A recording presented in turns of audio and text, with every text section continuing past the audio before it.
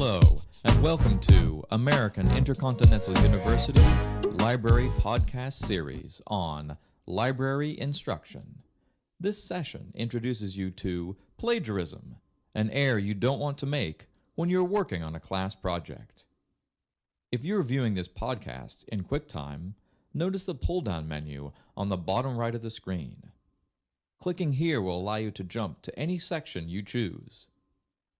In iTunes, the chapters show up when you click Chapters on the menu bar.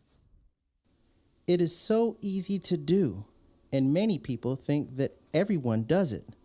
So you may not realize that copying and pasting from a website without attribution is not ethical. In fact, it can even be considered a crime. Yes, a real crime.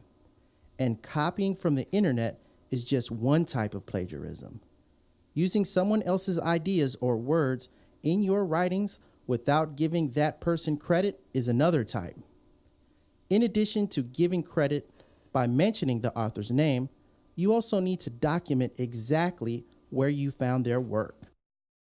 How do you avoid being accused of plagiarism? By citing the source of your information. That is, by giving the details about the author and the publication where you learned about your subject. It's true that if you are mentioning something that is common knowledge, you don't need to give credit to the exact source where you read or heard about it. This can be a gray area. If in doubt, it's always better to cite. Human scholarship grows by all of us making advances based on the work of people who have come before us. By giving credit to others' ideas, we create a world where we can build knowledge together and where there are rewards for the work each person is contributing. The faculty at AIULA is dedicated to preparing you academically, personally, and professionally for successful careers. The goal is for you to become stronger and more confident in the work that you do and to learn to present your ideas in a professional manner. So you need to know that in the professional world you are entering, penalties for plagiarizing could be harsh. Let me give you some examples. Dr. Dre was ordered to pay $1.5 million in 2003 for a, quote, innocent infringement, unquote, when a bass riff in one of his tracks sounded like a Fatback Band hit.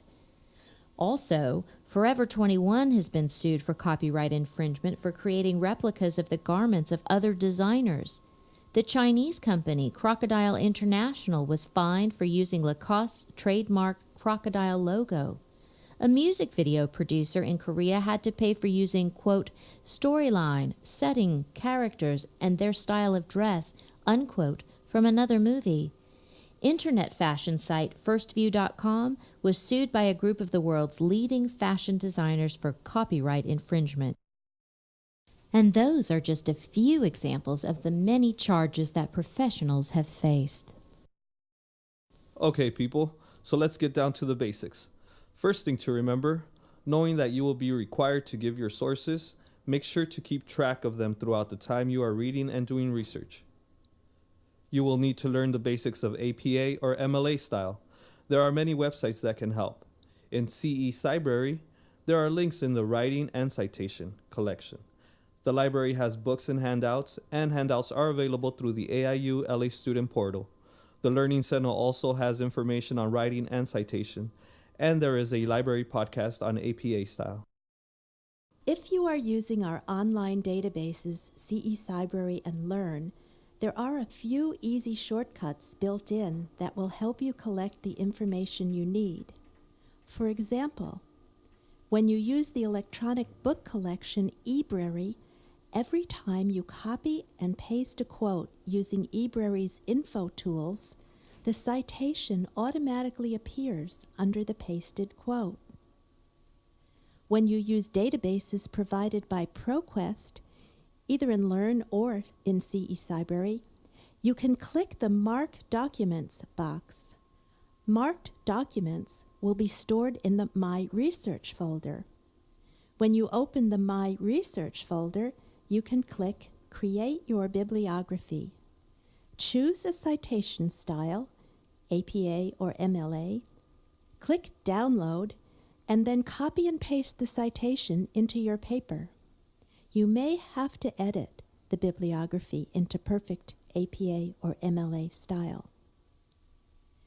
If your source is a book, you can find an APA-style citation in WorldCat at www.worldcat.org. Type the book's title in the search field.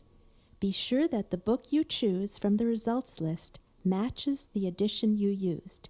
Check the publisher, the date of publication, etc.